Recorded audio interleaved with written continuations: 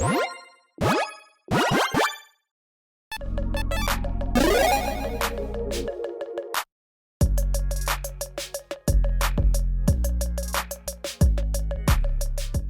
everyone, Mitch coming in for the Chimera's Core Studio. Welcome to the show. Okay, so spoiler season is continuing, and Wizards is continuing to do some things that I, find somewhat questionable. Let's talk about Enduring Vitality, a 3/3 Vigilant Elk Glimmer that costs 3 mana in green.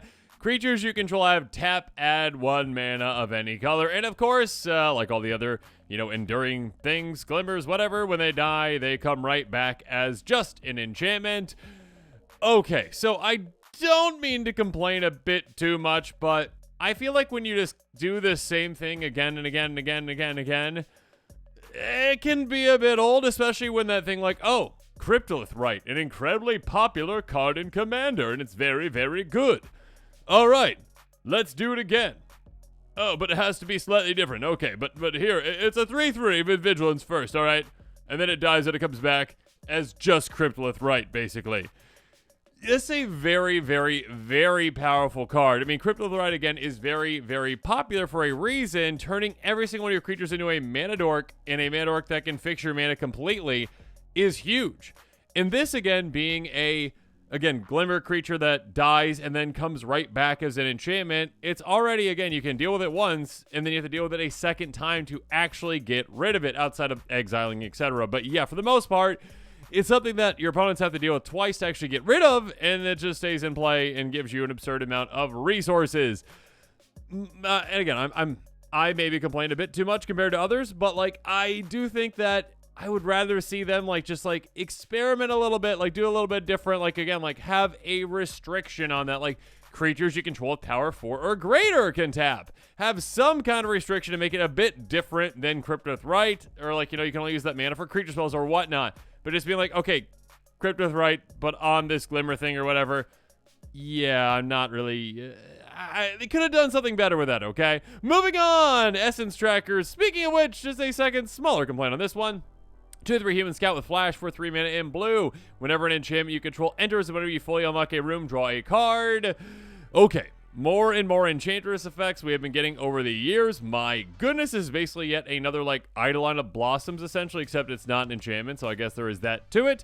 That being said, yeah, if you have a Blink deck that has a decent amount of enchantments in it, or if you have, again, an Enchantress deck, this is absurdly good because you just now can just chuck in however many Enchantress there are into your deck and just draw an absurd amount of cards. You play one enchantment, you're like, oh, okay, I draw 10 cards off of that. Good for me. Yeah. Okay, again, just some restrictions would be nice, Wizards, but that's okay. I mean, yeah, all right. It's a good card. It's a good card. All right, and thank you, MTG Goldfish, the translated version of this one. Moving on! Live or Die. Instant for 5 mana in black, choose 1. Bring back target creature card from your graveyard to the battlefield, destroy target creature. Reanimation decks. Here you go. Here's another card. If you're okay with 5 mana reanimation, this is pretty good. And I guess if you don't care if it's your creature getting reanimated or an opponent's, because again, this one is specific. That being said, this being flexible removal is quite nice. Next up. Sporogenic Infection, a very weird edict effect. Enchant creature aura for 2 mana in black. When it enters, target player sacrifices a creature other than enchanted creature. And when enchanted creature is dealt damage, destroy it. This is worded very interestingly, where you don't have to actually attach this to a creature that you actually want to get rid of a creature that same opponent controls, if you know what I mean. Basically, you can just attach this to whatever creature you want on the board and say, other opponent, hey, you sacrifice a creature. And then this creature is easy to deal with at a certain point. If it takes any damage, it's going to go away. Edict decks might want this, maybe Aura decks as well, Enchantress potentially, but it's a specific kind of edict effect. Yeah, it might see some play in those types of decks. Moving on. Manifest Dread. Guess what this does? Manifest Dread. Sorcery for 2 mana. Cool. Do you want a Manifest Dread in your deck? Good. If not, no. Moving on. Malevolent Chandelier. What a creepy chandelier. 4/4. Construct with flying for 6 mana. Pay 2. Put target card from a graveyard at the bottom of its owner's library. Active as a sorcery. Wizards, why was sorcery speed necessary with this? I don't know. But yes, being able to do that, there are very specific decks out there, like Grenzo, that want things on the bottom of the library. Or that one, Mind Flayer dude, too. That want specific things on the bottom of opponents' libraries as well. In that case, utilize it. If not, probably not. Moving on, Frantic Strength. Aura with Flash for 3 mana in green, enchant creature, +2/+2 in trample. I mean, there are better, auras out there when it comes to, like, Voltron-y type cards. The fact that you can flash it is quite nice. I mean, maybe specific kind of Voltron decks out there might want if you really care about that trample with, like, maybe you got a commander that doesn't have trample inherently and, like, you're trying to pump it a ton. Cool. And it's, like, a nice little combat trick as well. Like, your opponent might, like, chump block and, like, oh, yeah, chump block with a 1/1. You're like, okay, cool. I throw this on my commander. Now it's hitting for 15. Congratulations. Yeah, it's like, it's a nice little combat trick / pump effect / aura. Depends on the deck. Moving on, Rampaging Soulrager. A 1/4 spirit for 3 mana in red, +3/+0 as long as there are 2 or more unlocked doors among rooms you control. I wouldn't even say in Commander like Room Tribal that you're going to want to utilize this because, like, it's just a 4/4 then for 3 mana. And we already have those in Commander, and they already don't see a lot of play. So, moving on, Spectral Snatcher, a 6/5 spirit for 6 mana in black. War, discard a card. Swamp cycling for 2. Yeah, do you care about cycling? Do you care about discarding? Do you care about swamps? Cool. If so, awesome. If not, yeah, just a 6/5 with Ward. All right, moving on. We got Balemurk Leech. Here we go. A 2/2 Leech for 2 mana in black. Eerie. Whenever an enchantment you control enters, and whenever you fully unlock a room, each opponent loses 1 life. Again, if you don't have a room deck, that's okay. Just ignore that part. It does not matter. What matters is, again, enchantments coming into play. Cool. Drain your opponents. Yes. Do you have an Enchantress deck that gets a lot of enchantments in play? Maybe a Blink kind of enchantment deck too? Yeah, you can drain your opponents a lot with something like this. Moving on. Paranormal Analyst. Paranormal Analyst, if I could talk. A 1/3 Human Detective for 2 mana in blue.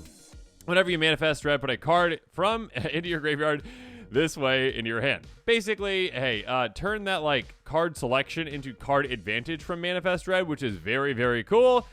This is not the type of card that you're going to throw in your deck unless you have, like, an absurd amount of Manifest Dread, or if you've got a commander that somehow does Manifest Dread, although my memory is not the best right now. Just trying to think through it, but I don't think we have a commander right now that just, like, consistently Manifests Dread, but maybe we do. My brain's a little off right now when it comes to trying to think about that, but lots of cards have been happening. Who knew? Trying to figure out all the ones, it's tough to kind of recall, but yeah, if there's not one, Wizards, there should be one, because that'd be kind of cool. Moving on, Enter the Enigma, a sorcery, a single blue mana. Target creature can't be blocked this turn, draw a card. Yeah, cantrips. Players love cantrips. Certain decks just build your own cantrips. Absolutely. If you like cantrips and you want, like, unblockability, awesome. Or if you have, like, an Ink Treader Nephilim deck like me and you're degenerate like that, then awesome, use that. Because it's like a 1 mana draw, an absurd amount of cards, and all the creatures unblockable spell. Other than that, yeah, if you don't really care about cantrips, spell slinging, Ink Treader Nephilim, yeah, skip it. That's okay. Or, I mean, I guess this could also go Voltron as well. Like, my Voltron commander's unblockable. Cool. Moving on. Next up, Jump Scare. Creepy Art. Instant for a single white mana. Until a turn, target creature gets +2/+2, gains flying, comes a horror enchantment creature to other types. That's pretty specific. Probably a limited card mostly. Maybe like combat trick deck, maybe? Cool. Moving on, Cathartic Parting, a sorcery for 2 mana in green. The owner of target artifact or enchantment opponent controls shuffles it into their library. You may shuffle up to 4 target cards from your graveyard into your library. This is some good removal, actually. When it comes to, like, getting rid of things, okay, destroying is at a certain level. Top and bottom of the deck, certain level as well. I mean, bottom more so than top, obviously. But it usually gives the opponent, like, that decision. And then I would say shuffling is right after that, and then exiling, obviously. Although there are certain ways to get back things from exile, but still, like, shuffling is pretty much a near guaranteed way to say you're never seeing that artifact or enchantment again.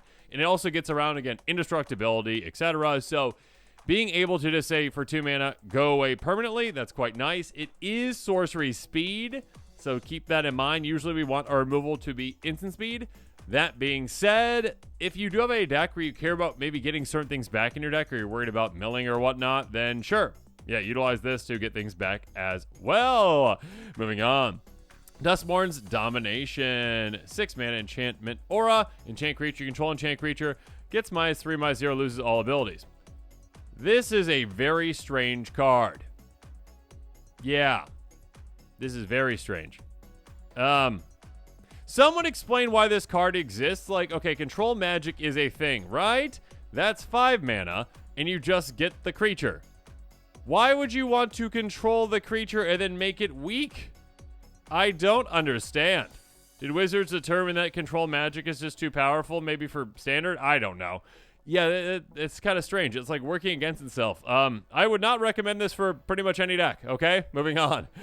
Kona rescue Beastie. All right, we got a very exciting commander to talk about. Here we go, a 4/3 Beast Survivor for 4 mana. And this Beast Survivor, of course, has survival at the beginning of your second main phase. If it's tapped, you may put a permanent card from your hand on the battlefield. Yeah, cheating things into play. Who knew? Very, very, very powerful.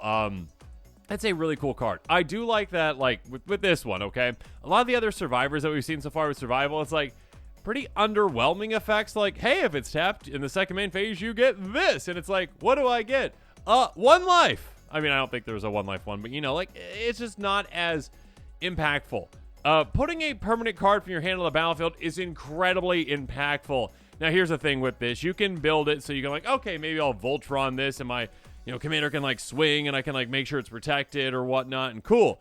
But there's also other ways to ensure that your commander is tapped and actually protect it while you are doing so in ways where you don't have to worry about, okay, like swinging, well, I need haste then to be able to get through right away. No. I can, like, turn 4, have this tapped, maybe even turn 3, obviously, if you just, like, rampant growth on turn 2. Turn 3, get this out, have it tapped, and then all of a sudden cheat into play, like, turn 3, Blightsteel Colossus or something like that, and then be like, okay, cool, yeah, it's a lot of fun. So, yeah, this type of commander that has a lot of potential, I do like that this is interesting, straightforward, but interesting.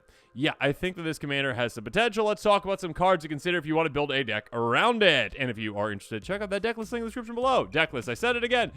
Card list link, not deck. I have not built a deck around this one yet. Okay, first up, Spring Leaf Drum, the very first card I thought of when I saw this commander. Artifact for a single mana, tap to untap an untapped creature you control, add 1 mana of any color. Basically, turn your commander into a mana dork of sorts, but yeah, the thing that we care about is literally tapping our commander. That way, again, we don't need haste for our commander. We can tap it right away, number 1. Number 2, again, we don't have to send our commander into danger. It's not like, okay, I swing and hope my commander survives in combat. No, we don't want to have to count on that. What we want, again, is a way to say, you know what? Tap the commander, get some value out of it, and also, again, just cheat things into play. Honor Worn Shaku, tap for a colorless, tap and untap legendary permanent you control, untap this. Again, your commander is that. So this is basically like a double mana rock in a way, kind of like Worn Power Stone. And again, tapping an untapped legendary creature is like usually, or permanent, is usually like a downside. It's an upside in this case again. Relic of Legends, very similar. Tap for 1 mana of any color, tap an untapped legendary creature, add 1 mana of any color. Yeah, this works the exact same way. Basically, the Shire, even a land can help us out. Enters battlefield, tap unless you control a legendary creature, can tap for a green, pay 1 a green, tap an untapped creature control, create a food token. So again, even just including things in our mana base that can help out with this can be absolutely huge for us. There are other lands that we can, use to tap our commander to help filter mana or whatnot. So yeah, just keep those in mind. Ways to freely tap our commander can be huge. Now, obviously, you can include cards like, Trailblazer's Boots. Cool, it's an equipment for 2. Creature has non-basic land walk, equip 2. Usually this is good enough to get through on at least one opponent. Yeah, I mean, if everyone's just playing literally all basics, I'd be incredibly impressed by the time you get your commander down and you're swinging. So, good for them. That being said, yeah, this, other ways to get your commander through as well, like, Whisper Soul Cloak, unblockability. Just, even just giving flying is usually enough to get through on at least one opponent or to swing safely. So, yes, being able to do that is huge. That being said, again, if I'm building around this commander, I'm building more ways just to literally tap my commander and not worrying about combat. Because, again, you don't have to worry about haste, so if your commander is dealt with, you can just tap right away when you get it back into play. And also, you don't have to worry about, swinging into combat if you don't have any of these ways to get it through. Or again, if no opponents have non-basic lands. Next up, Sandworm Convergence. Of course, even on a budget, 19 cents, you still have some amazing giant cards that you would love to just cheat into play. Enchantment for 8 mana, but again, free with this commander, essentially. Creatures with flying can't attack you or planeswalkers you control at the beginning of your end step, creating 5/5 green worm creature token. A great way to protect yourself and a great way to flood the board in absolutely no time with a lot of power as well. When it comes to powerful cards, so let's talk about some pricey ones potentially. Earthcraft. I think this is yeah, it's a card that can't be reprinted, I'm pretty sure. Enchantment for 2 mana in green. Reserve list card. Tap an untapped creature you control, untap target basic land. Again, literally all we care about is, hey, can I tap my commander freely? Great. And I'm also in mono green, so I'm probably running a lot of basic lands. And if you're desperate and, say, don't have a basic land for whatever reason, you can still untap an opponent's basic land. I mean, you're just like, you're welcome, but also, I get something into play for free. This card's going to come up a lot, I feel like, because Wizards doesn't know how to design things sometimes. A 4/4 golem for 4 mana, or they designed it too well, and they're just like, we know what's going to happen, but we want to sell the product. Ward 2, enters the battlefield, is a creature type. Beast, I think, right? Isn't our commander Beast or Survivor? Whatever you want to pick, doesn't matter. It's the chosen type and just other types. If a triggered ability, another creature control, the chosen type triggers all time. That would make it trigger twice. Basically, cheat 2 things into play instead of 1. So that is quite large. Speaking of large, I mentioned it earlier. Blightsteel Colossus, 11/11, trample, infect, indestructible for 12 mana. But again, with this commander, basically free. Yet you can throw into this slot like, hey, the giant Eldrazi, all the other giant things that you just want to cheat into play. Again, as early as, like, I mean, you could probably get turn 1 if you really wanted to, like, you know, build a crazy combo deck. Turn 3 probably, though, is pretty reasonable with a lot of just regular ramp in this, you know, deck. If you have Wild Growth, if you've got Rampant Growth, Sakura Tri-Belder, get your commander out. If you already have, Swingleaf Drum into play, cool. Tap that, tap your commander. All of a sudden, again, something massive is coming down on turn 3. You got it in your hand, but of course, you are in green. You've got access to things like Sylvan Tutor and Worldly Tutor, ways to get creatures, giant things on top of your library or in your hand. And then all of a sudden, it is super early, and you have dropped that into play, and your opponent's like, oh no, that cute little beastie thing is going to demolish me now with this giant Blightsteel Colossus. And with that, this episode is coming to a close. Comment below with your thoughts on it. And of course, as always, thanks again, and have a good one.